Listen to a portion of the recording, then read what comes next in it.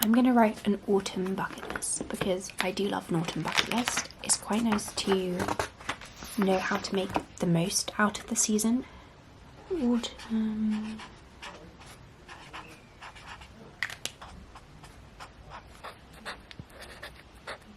So when writing a bucket list, I actually like to get Pinterest up and I look at the photo and then I try and identify an activity which goes with the photo. Because obviously on Pinterest you're looking at aesthetics, things that are visual. But when you save something and you like something, you're liking it for a reason. So how do you replicate the feeling that that particular aesthetic representation evokes?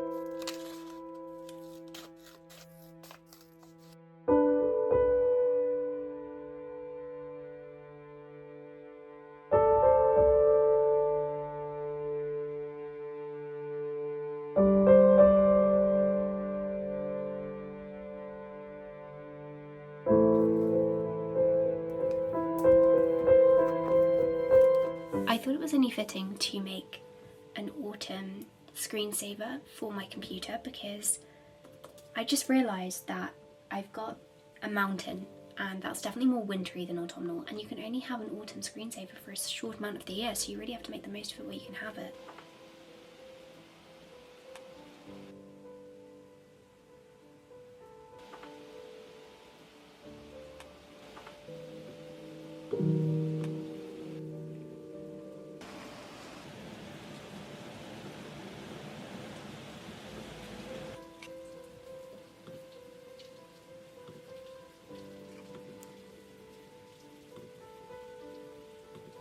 Alright, with that done, I'm now going to change my hair for the autumn.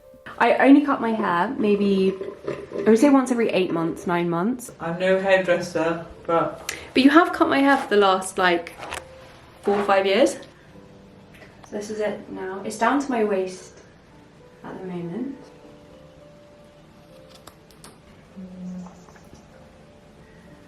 like I'm an expert. And this is the after.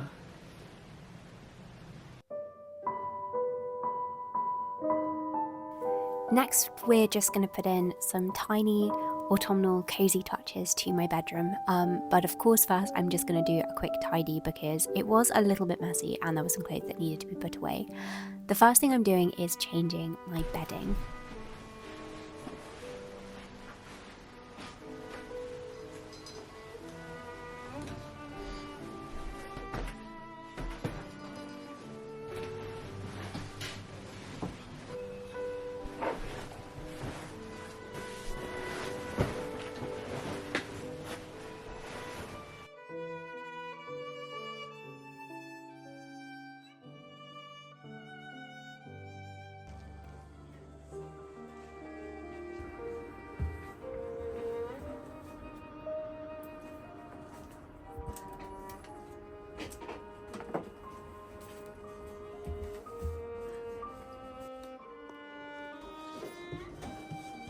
You gonna get anything?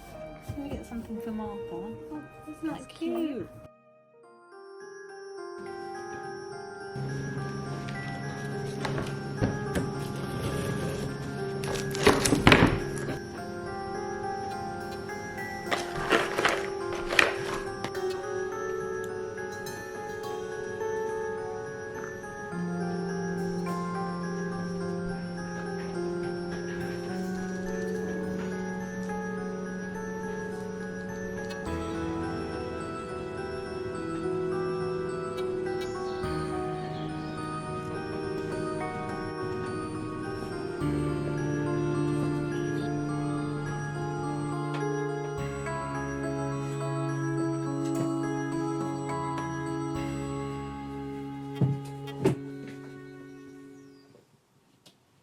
So that is what this wall is looking like.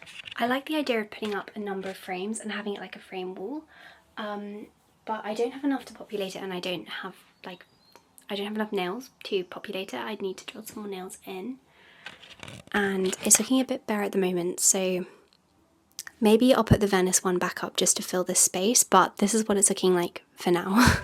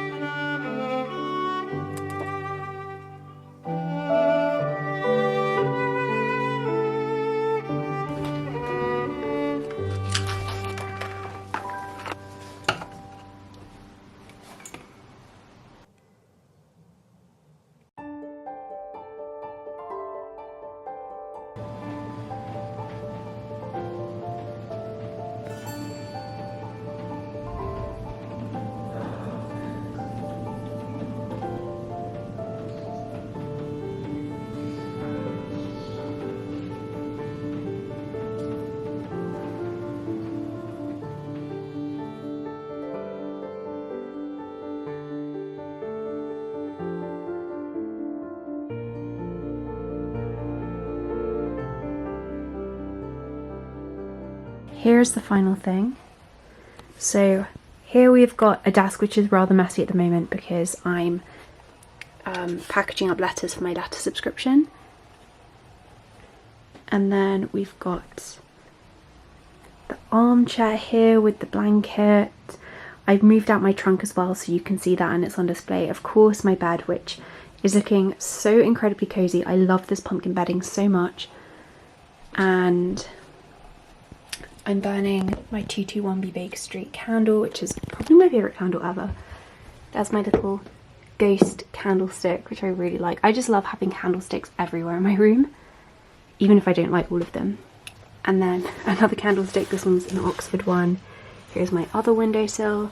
I also adore the Scala Grey bottle. And of course, the painting here, which I customised. Then next I'm going to share some autumn outfits with you. These are the outfits I'm planning on recycling a lot this season.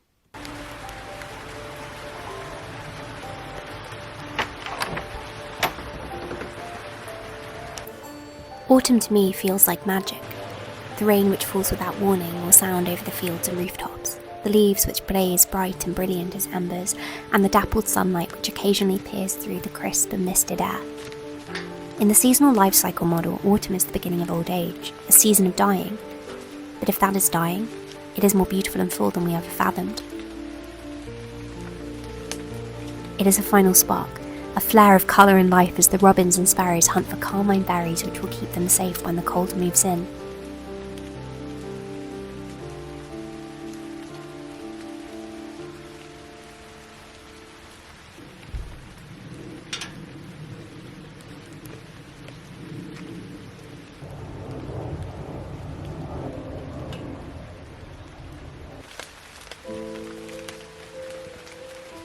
It is a season of joy, flecked with memories of the summer which is gone, nostalgic whispers of barbecues and summer evenings spent lounging on the grass.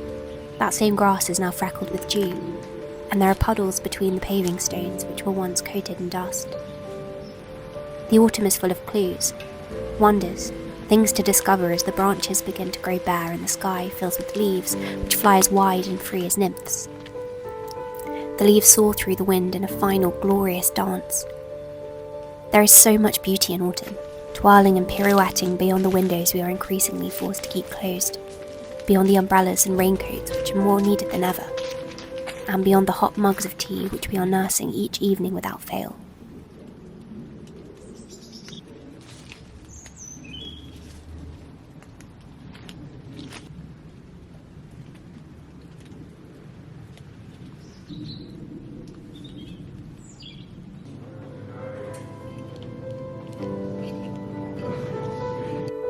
Autumn is a gift, a precious gift, so precious precisely because its beauty is so fleeting.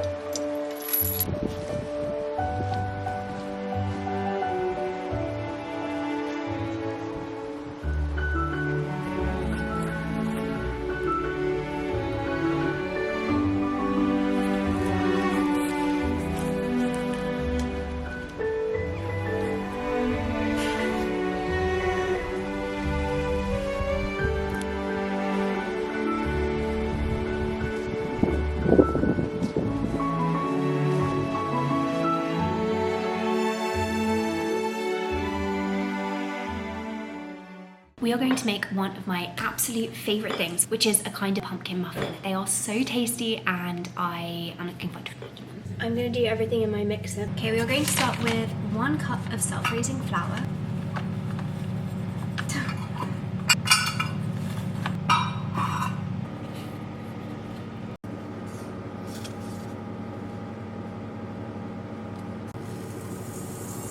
Next we are going to add some bicarbonate of soda, not that much, and also some baking powder. Sorry, Dana's barking in the background. Approximately 2 teaspoons. I'm just editing now and I cannot say how gutted I am because I realised that my camera stopped filming for most of the part of this recipe, so I'm going to show you the individual ingredients just so you can still make it at home. Anyways, I'm actually going to show you the ingredients instead. You're going to want to use 1 cup of some kind of plant milk and then 1 tablespoon of apple cider vinegar. This will form a kind of buttermilk. Of course, though, the star of the show is the canned pumpkin. I get this from Tesco's and I will add about 1/3 of a can of this pumpkin puree. Also, 1/3 of a cup of oil, but I didn't show that. There it goes. And then I've got this little pumpkin mold, so I'm going to put the batter in here. And you also always have to taste it to make sure that you didn't forget any ingredients, because if I forget to taste the batter, the one time I forget to taste the batter is always the time that I realise I've forgotten to put sugar in it or something, which has happened before. I forgot to put sugar in my birthday cake, which was really quite bad.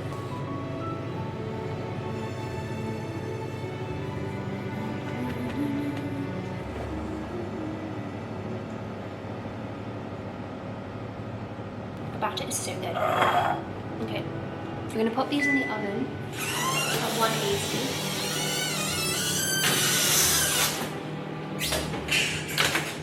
For maybe like 15 minutes. I'm going to start with 15.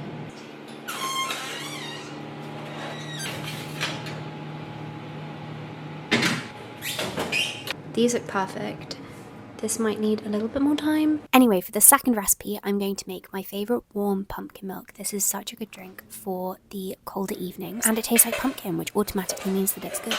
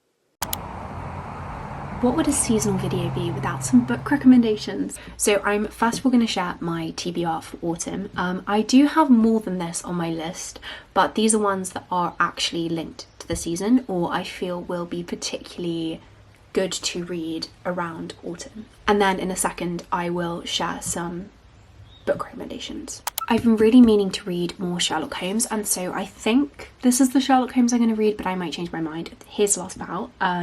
These are the BBC editions, just the covers, and there's an introduction by Stephen Moffat to this one. So as with other Sherlock Holmes books, this is a collection of mysteries, and I just adore the speed with which Sherlock Holmes approaches these mysteries, and I love just like the game of guessing where it's going to go because it can prove to shock me. I just love the atmosphere of Victorian London.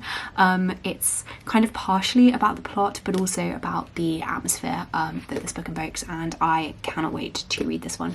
My favourite Sherlock Holmes, if you're wondering, is Hound of the Baskervilles, just because it's so atmospheric and it's set, I think, in the Yorkshire moors. Next on my list is The Castle by Franz Kafka. I believe this is his only novel. Am I making that up? So Kafka only wrote 2 novels, The Trial and The Castle, and of the 2 this is the one that I'm most keen to read. And I'm thinking this for autumn specifically because of the kind of sinister atmosphere which is present in Kafka's writing often. It's about this man who arrives at this village and there is this big castle in the village and the whole village is in the shadow of this castle. This castle seems to rule over it. It says here, it reflects the pathos of human isolation and of man's quest for freedom and responsibility and the religious spirit which pervades all of Kafka's work. So I'm looking forward to reading this. I want to read Misery by Stephen King. I haven't read that much Stephen King. I've read maybe 2? I think I've read 3 of his. I've read Carrie, I've read The Institute, and I've read one other, but I can't remember. Misery is the one that I'm most keen to read that I haven't read. So obviously Stephen King is known for his horrors. It's going to be intense and I feel like it will be a good one for October for that reason.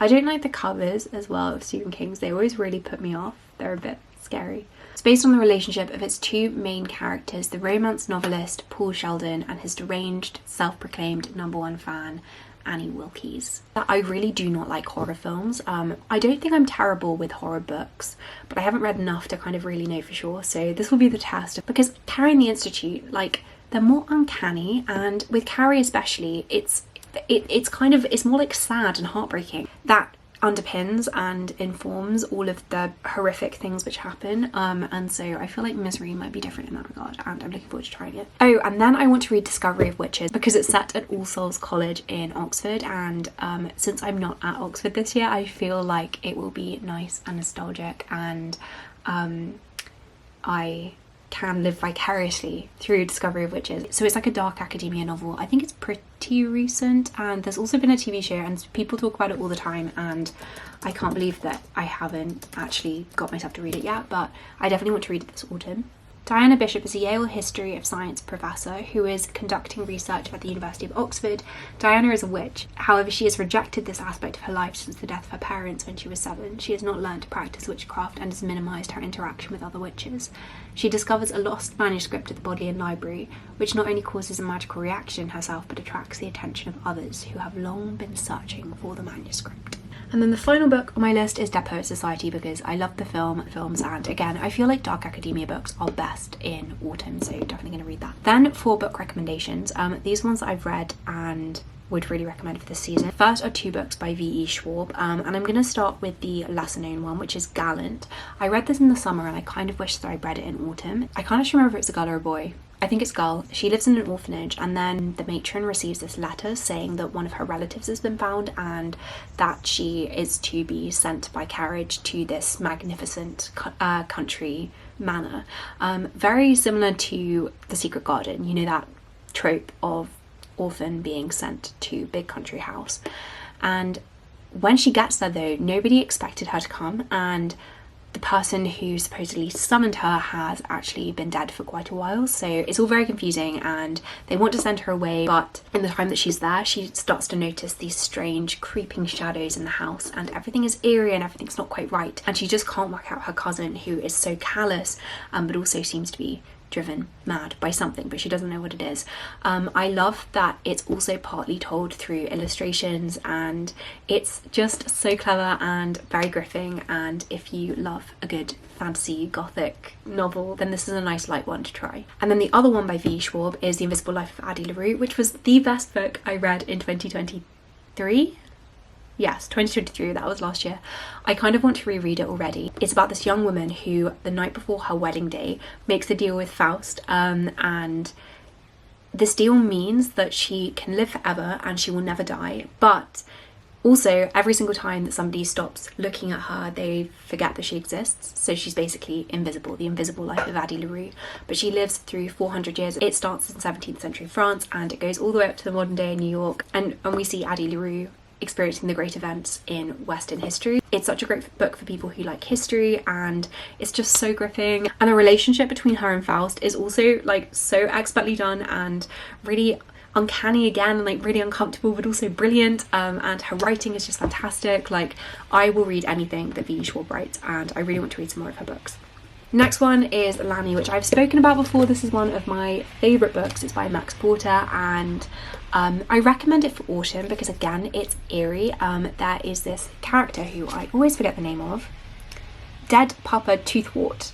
And he is this spirit who haunts this village, and part of the narrative is done through his, like, from his perspective, but he doesn't really speak. He just takes things that people in the village are saying, and then they're all put onto the page like this. Oh my gosh, it's so clever. I love how Max Porter plays with the form, and it's a story of childhood innocence as this young boy who is incredibly sensitive and kind of extraordinary, he goes missing, and it's the impact that Lanny going missing has on the rest of the village. Next, of course, The Binding by Bridget Collins. I adored this, and also I just think as a book it's stunning. Like, this is one of the most beautiful books I own. It's this world where books are incredibly controversial and really stigmatized, because in order for a book to be created, you have to take a part of somebody's soul and part of their memories and put it inside a book. Like, that's how books and their stories are formed,